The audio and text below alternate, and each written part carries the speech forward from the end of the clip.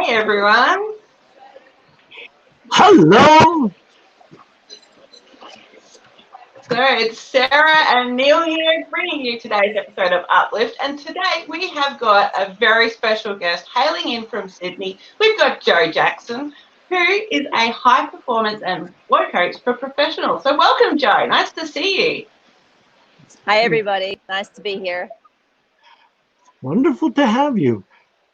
So I was just in the back room. I was just complaining. No, I was praising that we had just made it to +4 today, and I'm almost afraid to ask what temperature it's in Perth or in Sydney today. Almost afraid. What's the temp in Sydney? We're heading around about 27 at the moment. It's just come into autumn and it still feels quite a bit like summer. Oh. And Sarah? We've had an unusual bout of thunderstorms happening in Perth at the moment. It's about 23 degrees, but it is very grey skies and very unusual for Perth. But it's a pretty fabulous day right here, right we are right now. Sweet. So, guys, we are hailing from all over the world for this beautiful conversation. And please, if you'd like to get involved, drop us some comments. We'd love to hear your feedback, or if you've got any specific questions to ask Jo as we go along, please drop them in. She is an absolute expert in her field, and we would love to hear from you. Anyway, Jo, to get us started, I wonder if you can just introduce yourself, let us know a little bit about what you do and who you are. Absolutely. Thanks, Sarah. Well, my name is Jo Jackson and I am a high performance and flow coach for professionals. So most people really wouldn't have a great understanding of what that is, not because of any other reason other than flow is a relatively new concept for a lot of people. Flow's actually been around for quite some time, but we haven't been able to effectively teach people how to step into it. And that's why I work with flow as well as high performance, because effectively you can be a high performer, but still not be able to step into flow. When actual fact, flow is a massive increase in productivity. So effectively, that's where we should all be heading towards. Right, so it's that increase in productivity is what you're referring to, flow in. Yeah, fantastic. Yeah. I'm curious, Drew, what are some common mistakes that you've noticed people have in regards to their flow? Wow, so many. Because it's such a new science to so many people, we often step into it the wrong way. There's a lot of people out there that talk about how you can step into flow using things like psychedelics. And it is common, yes, you can step into flow using psychedelics, because effectively what you want to do is shut down your prefrontal cortex. And of course, psychedelics is the quickest way to go about doing that, not necessarily the safest. People are also of the impression that flow is something that you can step into frequently and you can stay in for long periods of time. Unfortunately, that's not the case at the moment, unless you're giving yourself some kind of stimulant, purely because the dopamine levels in the brain are depleted when you step into flow. So you need to replenish those. Are there any foods that will help that flow to that maintain? Because obviously, you know, as we're talking and communicating and problem solving and everything that we need to do in our daily lives, are you aware of anything that can help to support us in that regard? Yeah, absolutely. There's lots of things that can help support flow in your life. One of the main factors in that is by reducing stress in your life. And that's where the high performance side of my business comes in. Because effectively, we want to be able to step into flow as much as possible. But if we don't take care of the other elements of our life, then flow will be one of those things that comes intermittently. Most people experience flow very, very rarely. And if you think back on a time in your life, you can probably think, oh yeah, I remember that one time where I was at this place doing this thing and time didn't matter. And then all of a sudden I seemed to come out of this trance where I got a lot done. But I can't say that's really happened very often. That's a very common response from people. But when you talk about flow and how it can happen and the feelings that people remember from having had it, everybody wants it again. But of course, there's fundamentals to allowing it to happen. You're not going to have a life where you can step into flow more frequently if you're not generally looking after basic elements of your existence, your attitude, your mindset, your health, spirituality. All of these elements set the scene and create a strong foundation of being able to slip into flow quicker. Makes sense. Yeah. Is there anybody here who's watching us live? Let us know if you're experiencing some flow problems. Drop us a comment. So the masculine in me goes, okay, because I make things happen. What's the difference between make things happen and flow? The simple response to that is intention. So there's a sweet spot where the flow state kicks in, where something's just hard enough and just interesting enough, where you unconsciously slip into this space where time doesn't exist and you become so absorbed in it that it makes it happen. So I understand the masculine part of you that says, oh, I'm not quite sure about that. That seems a little bit woo-woo to me. But it's heavily backed by neuroscience and by a lot of studies through the extreme sports world as well about how we can actually utilize flow more beneficially and what we're actually doing in our lives to remove us from flow. Because in certain cultures, the experience of flow is quite natural and everyday. In the Western culture, for us, it's such a foreign concept, it almost seems unbelievable.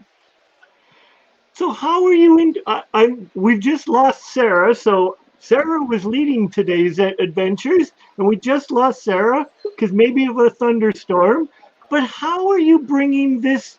How are you bringing flow into the traditional concept of the professional? Like in the corporate world, flow, I don't think enters the conversation easily. So how are you working with professionals to bring it into their world and make it not woo-woo?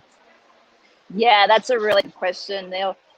In actual fact, most of us utilize flow without realizing what it is. And for those high performing professionals, that's what they seek every day by planning their day and by utilizing their time to the best of their ability.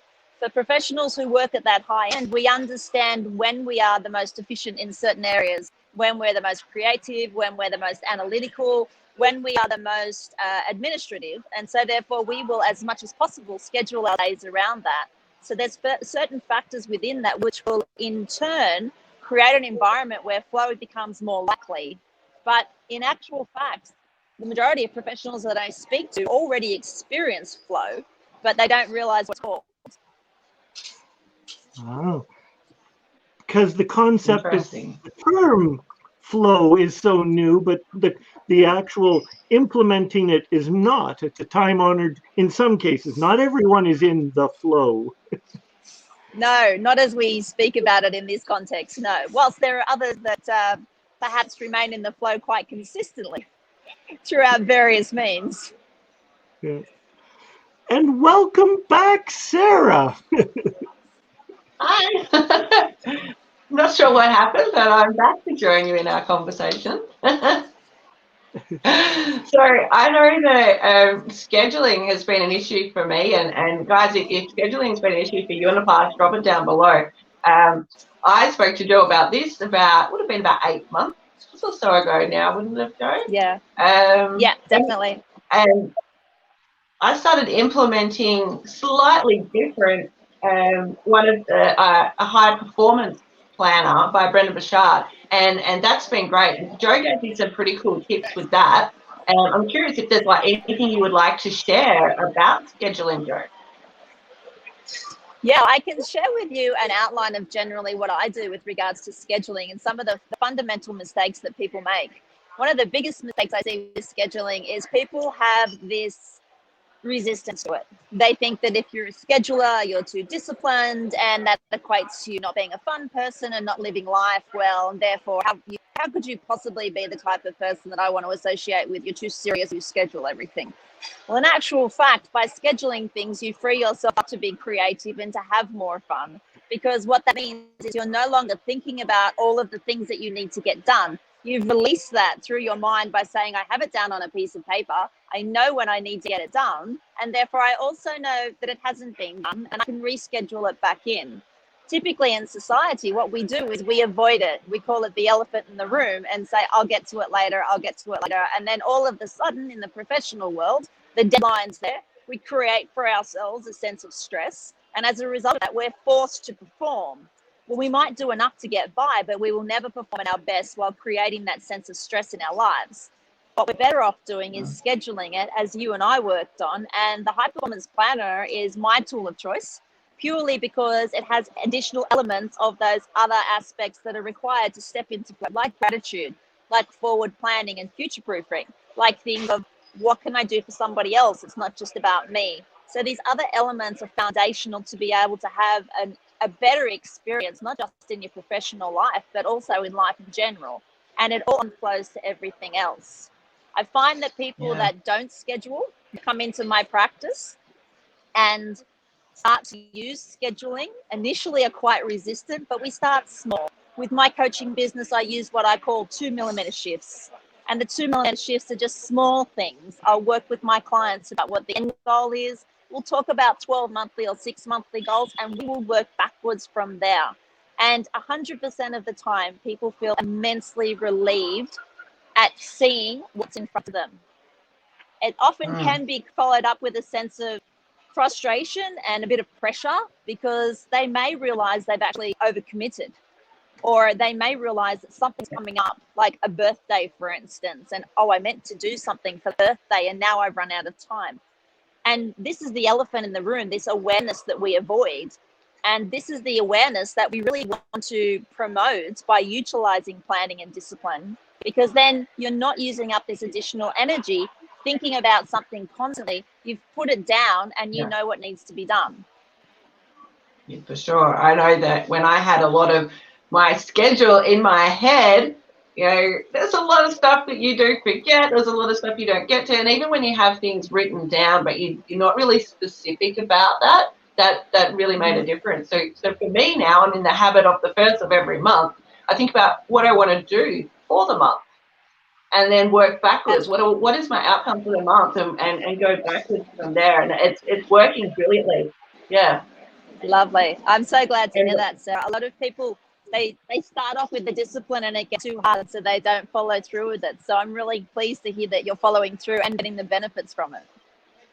Yeah, for sure. Yeah. So on that note, Joe, you mentioned that lack of motivation. What tips would you give people about motivating to get into that scheduling and to really create that flow so that they are at a peak performance in their life? Yeah, that's another really good question. You know what? We need to modify our expectations realistically. A lot of people think that they can achieve things in a very unrealistic space of time, and then they set their schedule on the basis of that unrealistic space of time. And then they get disappointed with themselves and give themselves a hard time through shame and guilt because they didn't achieve something that was actually unachievable to start with. So that's one of the biggest things that becomes a problem with people in this sort of space. Another thing is that they have multiple lists going on. So when they're talking about time management, they'll have a list in their planner, they'll have a list on the fridge, they'll have a list for the kids, they'll have a list for their personal life. And because they're all not consistent, then you feel like you're constantly clutching at straws trying to get things done. But you also do yourself out of that sense of fulfillment for achieving something. And I can see Jeanette's asked a question here about, is this a kind of advanced time management? Jeanette, that's a really good question. Flow is not so much about advanced time management, but about how to use your neurology to your best potential to enable yourself to enhance productivity by picking set things at set times of day and knowing your circadian rhythms well to understand how you can maximize what you can do. So Neil, do you find do you get more stuff happening in the morning, the afternoon, or evening? That back to the circadian rhythm, back to what it is that I'm doing. I like to run at lunchtime. I like to run write in the mornings.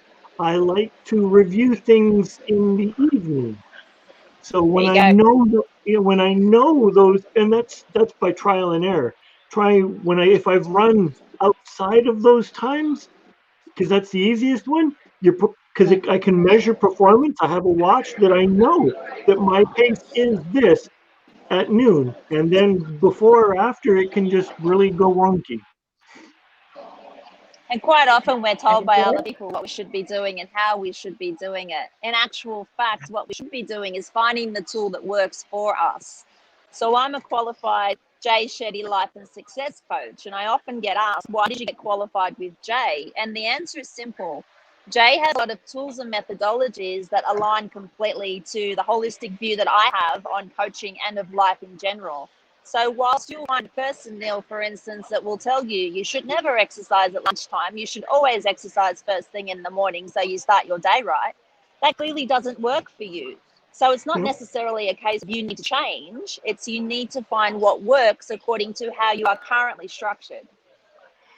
I'm not knocking. I'm currently reading Robin Sharma's The 5 a.m. Club, and for lots of really great information, but the thought of getting up at 5 a.m. to run just doesn't work. But the thought, I've done races, most races like marathons start at unearthly hours, and for that first hour, it's not fun. No, I agree. I've run a couple of half marathons, very similar. Well, I'm a member of the 5 a.m. club, and I must admit, I am a natural early riser. So for me, that was quite simple to implement as part of my strategy to get the most out of my day. But likewise, I also know people that you cannot get up before 8 o'clock. And it doesn't mean that you can't change what time you get up. It just starts talking about the motivation to change that. Are you intrinsically or extrinsically motivated to make that shift?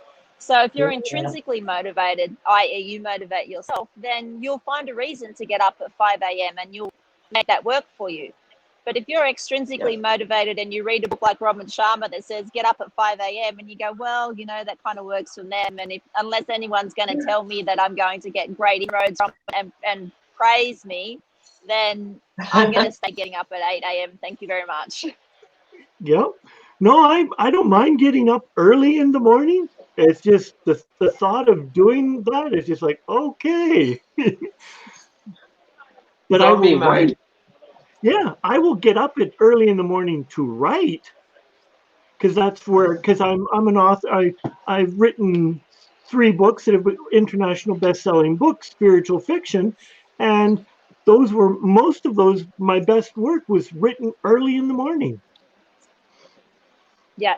So you've gotten to know your circadian rhythms and how you work best at what times. Most people don't.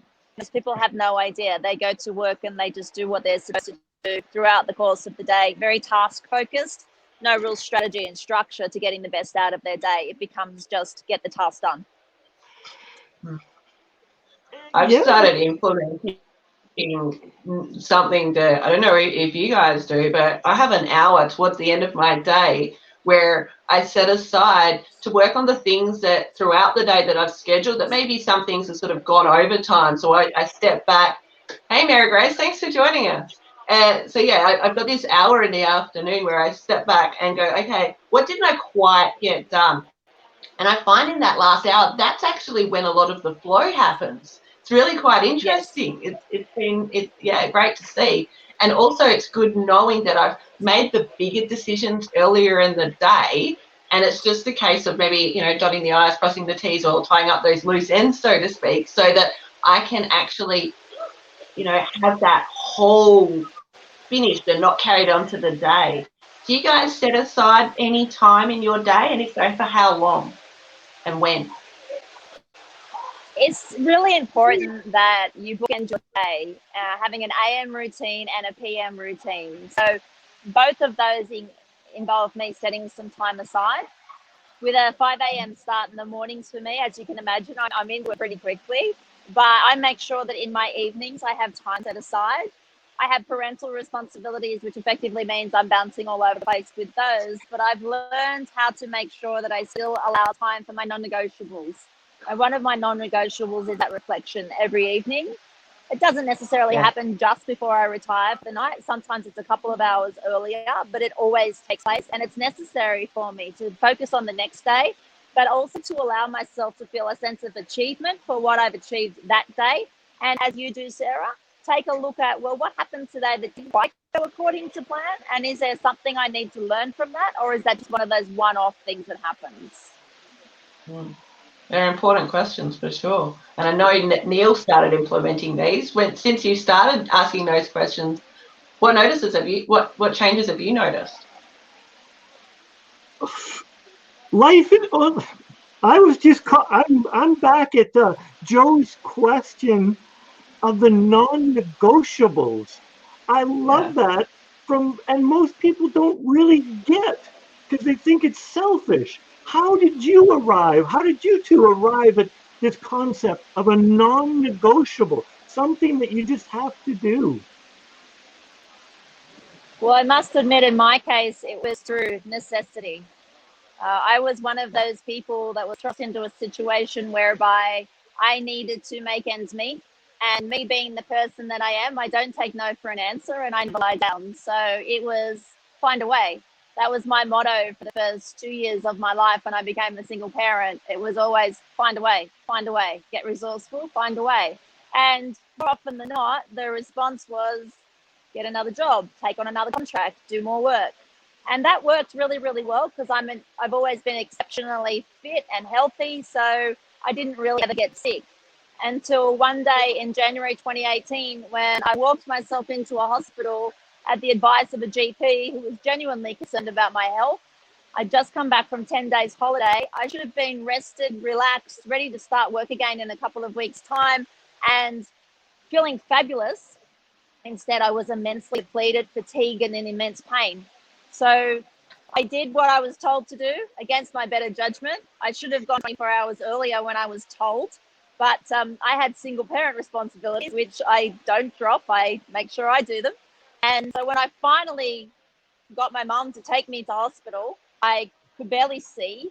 I had a headache that was a migraine. I could barely walk. I was in extreme pain.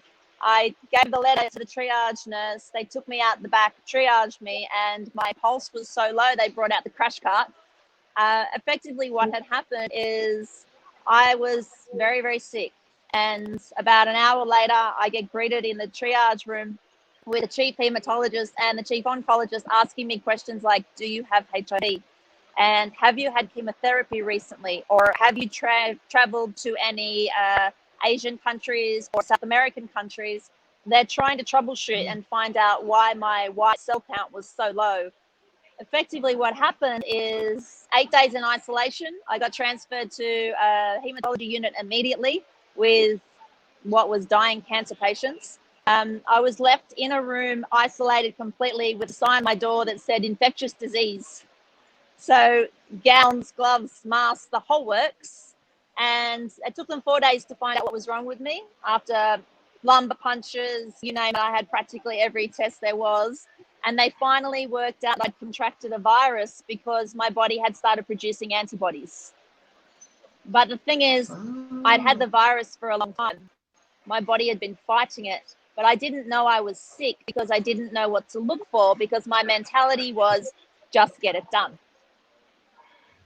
And that's how I came about needing to schedule and needing to do things differently. I walked out of that hospital. The doctor quite clearly told me that I was on the verge of death.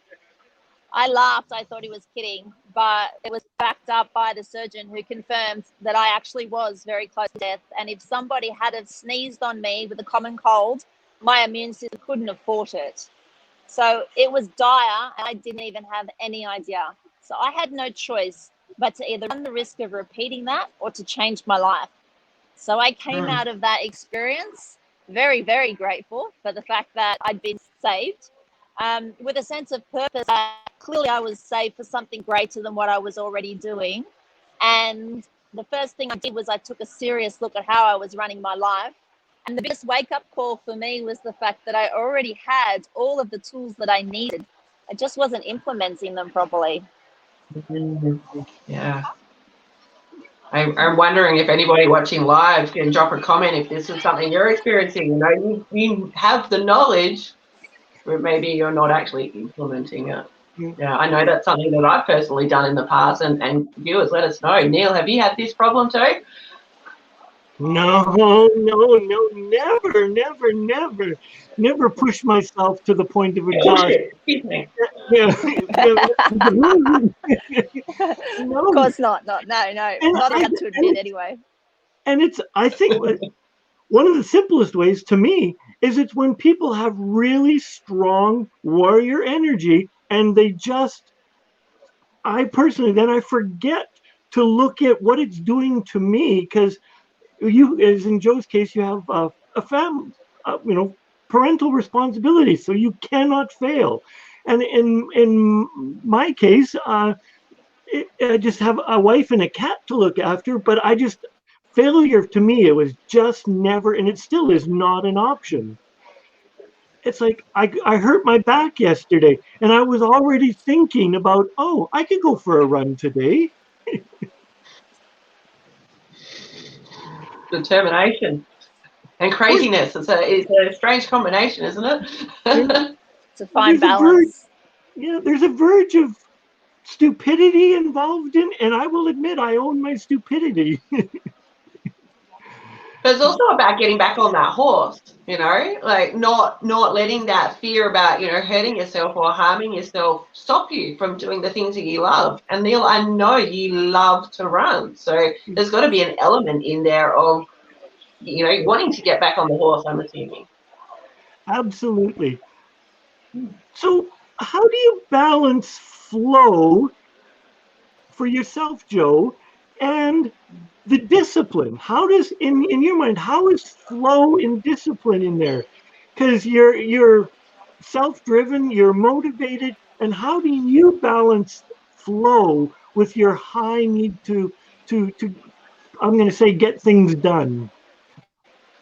Yeah, the way that I do it personally, and I'll preface by saying it's different for everybody. Everybody finds their own way to make this happen, because whilst we're all inherently human, we always work a little bit differently to each other, whilst also being very similar. So for me, it's by giving myself permission. For me to step into flow, I needed to change my mindset on what was required, because in actual fact, I needed to let go of the discipline a little bit to enable my brain to do what it's capable of doing. But whilst I was constantly trying to control it, I was missing the opportunity. So the first thing I needed to learn was how to step back, how to literally just step into myself and say, go. And I'd never given myself permission to do that before. I'd never known how or why. And I never really was aware of the significant benefits. But once I started implementing that in my life at the right time of day and understanding better the circumstances to make that happen, I noticed it became more prevalent. And you get to the point where you actually want to experience it more and more, not like an addiction, but because you know how much you can get done and you look forward to the sense of achievement. Wonderful. I'm just like, because masculine warrior energy, is can be a beautiful thing when you harness it with discipline, but it also, in my mind, takes discipline to stay in the flow, to recognize that the flow is a good thing, so that you're not forcing things to occur and to have happen. So in your view, what are some of the things that people do wrong to get them out of the flow? They become very aware. So one of the easiest ways to step out of flow is to step into awareness. So you start looking around, looking for the time or looking for something to ground you. More often than not, people that are in flow, they don't do that. But the easiest way to get out of it is to start doing that, to start looking around for things that look familiar or that give you an indication of time and space. When you start to slip into flow, however, you literally, for most people, they do slip. So they don't bring themselves out of it per se because they're not usually aware that they're in it. But for those people who are more practiced, let's say, at stepping into flow, we're aware of the fact that you can pull yourself out of it purely by looking for something to confirm time and space. And automatically that re-engages your prefrontal cortex. And by nature, flow doesn't exist. Cool. I need to read. We've got a long missive from Bruce, and I need to read it first. So I'm going to so I'll let you, Sarah, continue on before I flash it up on the screen here. Sure. Yeah. Thanks for watching, Bruce. Great to have you here. I am a creative person, as I know all of you know, and plenty of the viewers know that I'm creative. I find that I tend to get into a creative flow, and it's probably quite different to your experience, Joe, but I get lost in time. what I think might take, half hour or an hour, actually it turns out it's been closer to 2 hours, and I was just in the moment so much. And again, my definition of flow and your definition of flow maybe aren't quite exactly the same, but when I'm in that moment, I'm just really zoned in. And you're right, I'm not looking at the time, I'm not looking at the things. I was concentrating on me. No. It's quite wonderful. Yes. Yeah. It's flow can actually be considered to be quite selfish, because in actual fact you do need to disconnect from everything around you in order to be able to step into it. So that's also one of the great things about it. It gives us permission to go and just be ourselves. And when you've got the skill that's just hard enough, and you've got the interest that is just balanced enough, automatically you'll just go there. Unless you check yourself by confirming your surroundings, then you might want to make that neurological path, but you will physically be stopping yourself without knowing. It's really all about also understanding individually what is that space that we hit where it's just hard enough that it's a push for us, so it doesn't come easily, but we're also just interested in enough that we don't get stressed by it. So it's this very, very fine spot where, as you've just said, Sarah, you find it and you just go for it, and you come out the other end and realize that you've done something immensely creative, and maybe even something that you didn't expect, because when you shut down your prefrontal cortex, you shut down judgment. Questioning So all of those goes things that out stop the you window. from being Yeah. you, they go right out the window. They don't matter anymore. All of those things, those inhibitions, those fears that we implement in our own lives and we manifest through our actions and our beliefs, they're not there anymore. Yeah. Yeah. And to get back to what Bruce was just saying about having PTSD, and I know Bruce used to work in a prison and was in a pretty bad space. Obviously, a bit of vicarious trauma and things dealing with day-to-day life in that prison. And he mentioned that he had PTSD last year, and he was physically fit.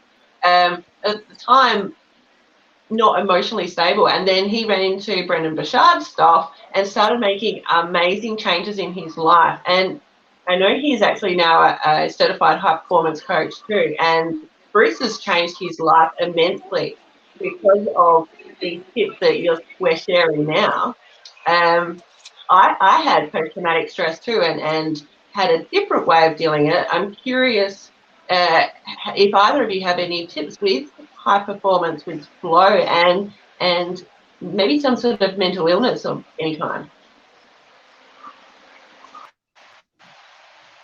You mean dealing with mental illness?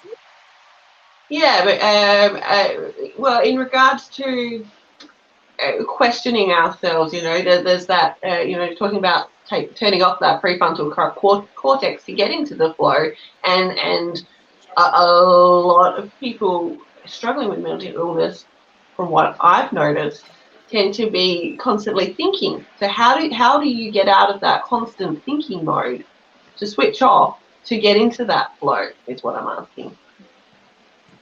Like what I do with everything, really, and this is actually a Brendan Burchard tip as well, you use your triggers. So in society at the moment, we're having big discussions, open discussions about triggers, but they're actually being held in a negative connotation. And you see things like statements like, oh, you triggered me. Well, in actual fact, a trigger can be used predominantly to change your state as well in a positive way.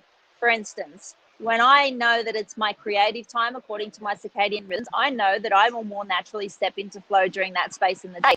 So what I do is I create for myself a psychological trigger. In my office at home, which I'm clearly not in at the moment, I have a nice big white fluffy beanbag. I haven't filled it with beans, I filled it with foam. And I filled it with foam because then it doesn't make sound, because sound creates time and space. So I fill it with foam, and when I want to step into my creative space, that is my trigger. I'll make sure that I go and step into the space where the bag is. I've got my things around me that I want to utilize to maximize, whether it's my iPad or whether it's my Otter to translate my my vocal or whatever it is. I've got that around me, and I will just allow myself to relax and give myself that time. Now, because the schedule is so jam-packed, that time is very important to me. So the trick therefore becomes, how often do I do it to make it viable? Because the whole intention is to not be aware of time and space, which is why I will do it at the end of the day. Because then I know if I get into a zone and it does take up a significant amount of time, I have nowhere to be.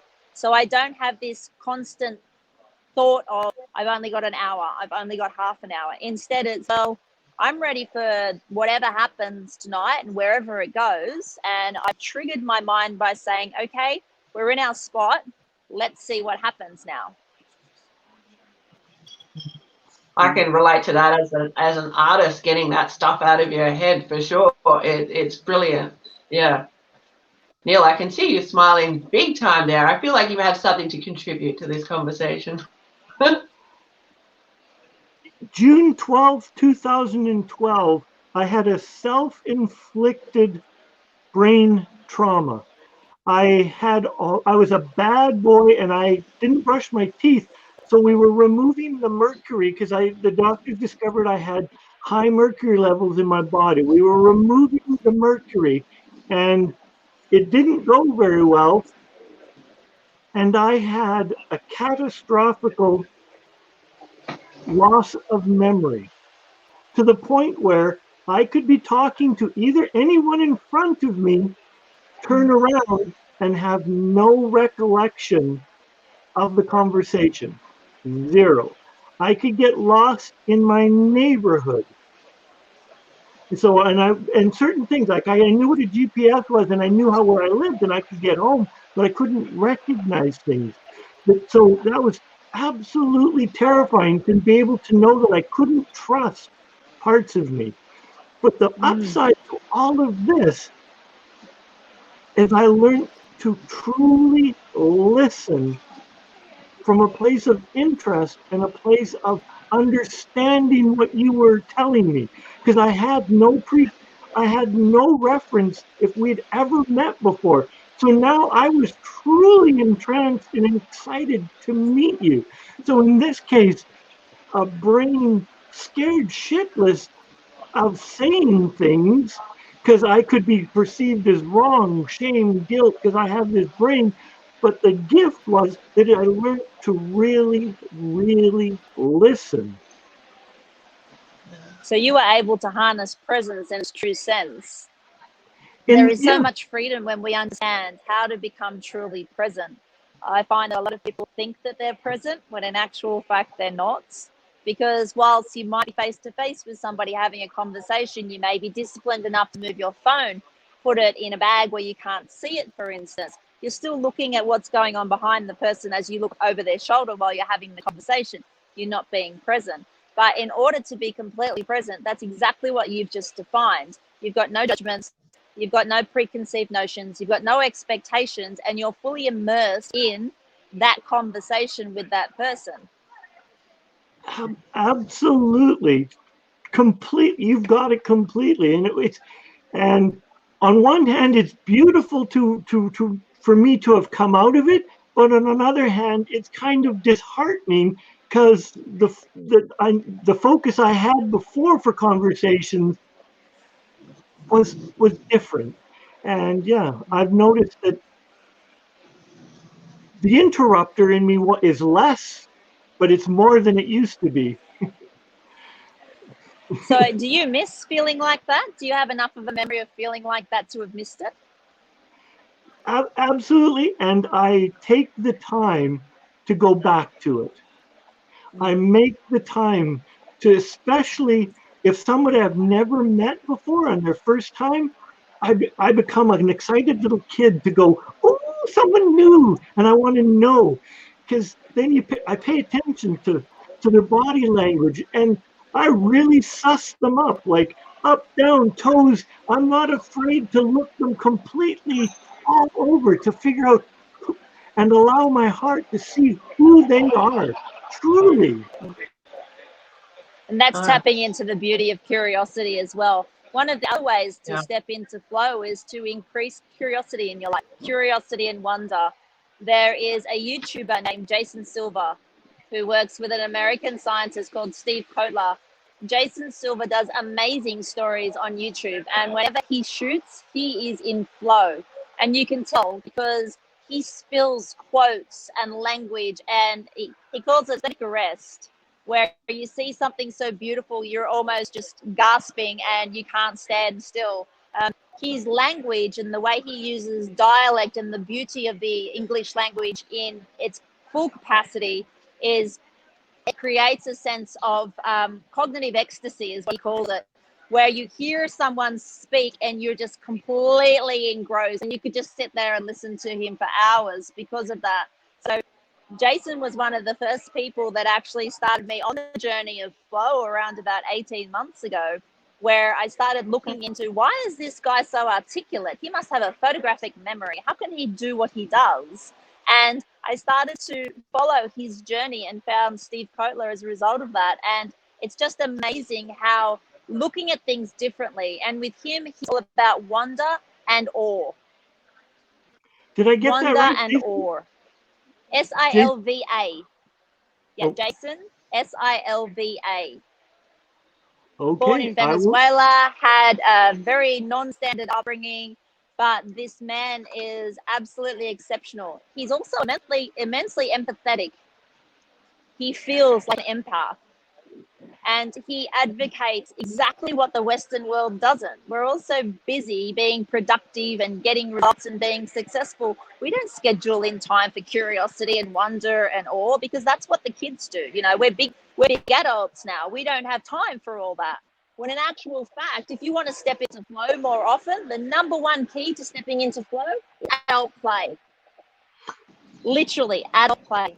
Have more fun in a kid-like way as an adult. Shut down that judgment that we have developed over years and years and return to the state of a child.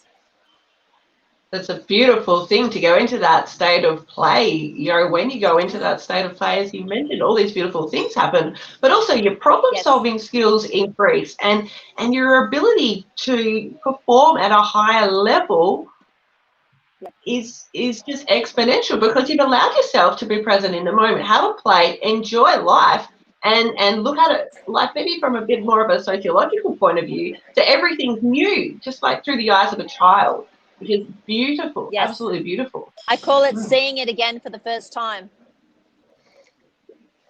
So you can go and do something. I do this with my children. I'll take them out on a weekend, and we would have done it 6 or so months prior. We live in Sydney, but we'll go for a weekend every few months as tourists, and we'll see something again for the first time. But if we remember that we're constantly changing, then that's why you'll see something and go, oh, I never noticed that before. How come I've never seen that before? Because you're effectively looking at it through new eyes, because you've chosen to grow. And at that particular time, when you're in that particular space, your reticular activation system is looking for something completely different. So whereas you might have normally have seen one thing that you see all the time, this particular time, you're not looking for it. And you have something completely new that's amazing and wonderful, and it changes. So I noticed personally, this happens to me, and guys, let us know in the comments. I've got a 4-year-old, and through the gift of her eyes, you know, I've learned to see things differently, just as Joe was sharing with us, you know, and really, you know, what is important about this, and cutting down the crap and being present in that moment and going with that flow and enjoying being playful about some heavy conversations or some big concepts. Like we were talking about death recently, but we did it in a playful way, and we did it in a way that she asked questions that I hadn't actually thought of. And you know, as someone who's almost 40, you know, it was beautiful to have this 4-year-old asking me things that really got me thinking in a new way. And I'm sure there's a lot of other parents out there who experience this thing as well. You know, they so much growth from having a child ask you questions. Absolutely. And as parents, we've got it backwards. We put our kids in front of screens and we give them iPads and DVDs and TVs to keep them quiet.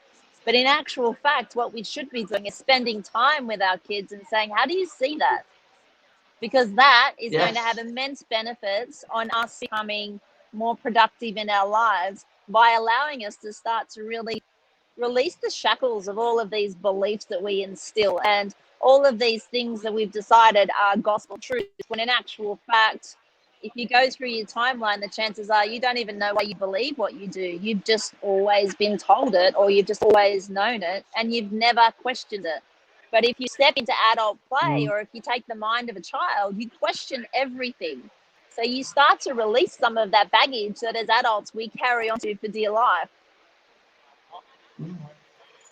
So on that note, you. Joe, I've interrupted Neil. We're in timer. I'm going to ask anyway. So on that note, what's something that you believed in the past that you no longer believe, Joe? When I was brought up, I was obviously brought up by baby boomers, and I recognized that generation believed what they believed. Because I looked up to my father so much, I never questioned what I was told.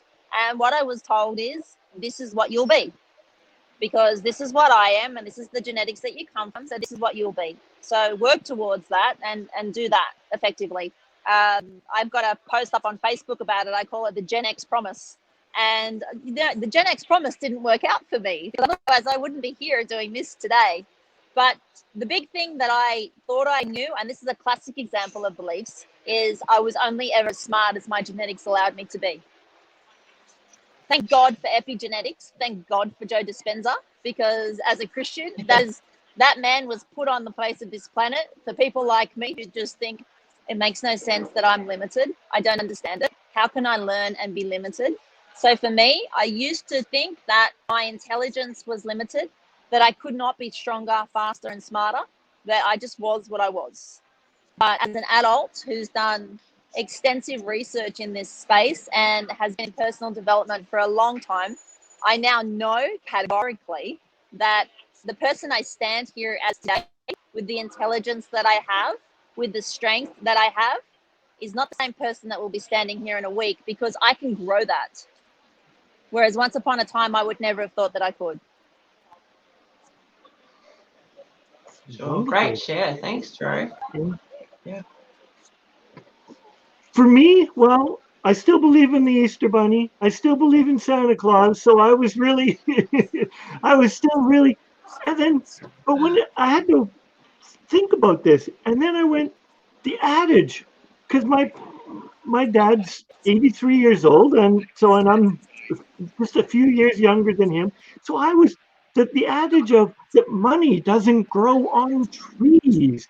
The scarcity thinking was, my dad was a state worker, a government worker, and he had 4 kids, and he was trying to provide.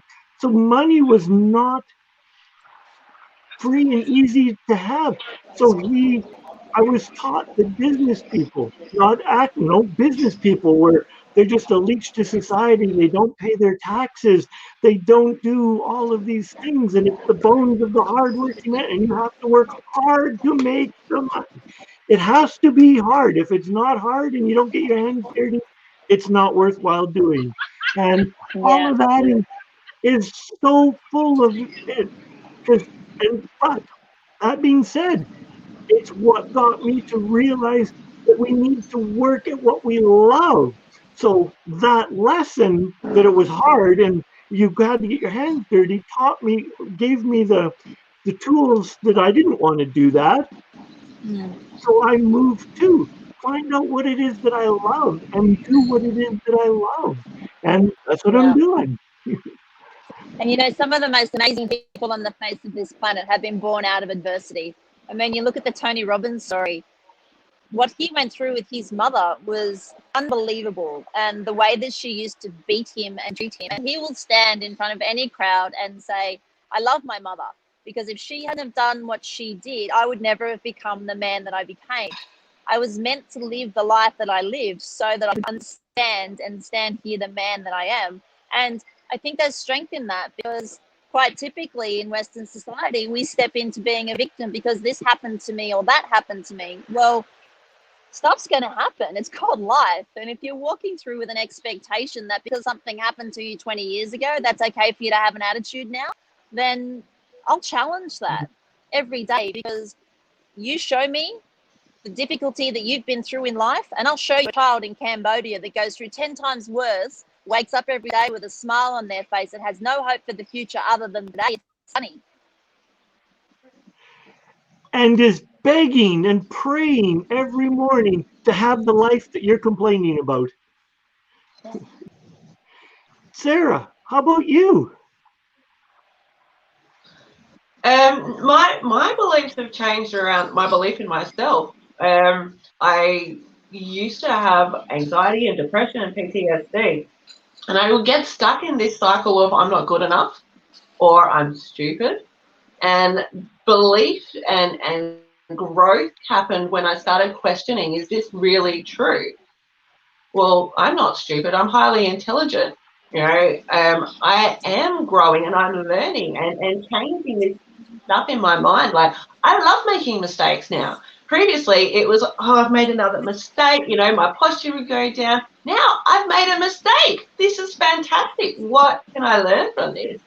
Because as we've spoken about before, our past doesn't necessarily equal our present, and it certainly doesn't equal our future. We've got that ability to change. And had I not made these mistakes, had I not gone through everything I've gone through, and like Tony Robbins have been through, like we've all been through stuff. Have we not done that? We would be different people. Yeah. And I love that I'm resilient. Yeah. I love and that just that the reframing. I've got this beautiful empathy working with other people experiencing that. Yes, that reframing is gold. Yeah. Yeah, absolutely. And it's so critical. And it all comes back to freedom of choice and being able to be understanding enough to respect other people's choices, but also being wise enough to know that their choices do not have to reflect on your life. Absolutely. So I'm noticing I'm noticing the time because we try to keep it under 59 minutes so that we can get it on Instagram. If we go over 59 minutes, Instagram gives us heck. So I'm just noticing the time. So if people want to work with you, Joe, what's the best way for them to get a hold of you? So many ways. I am actually on Facebook under Joe Jackson.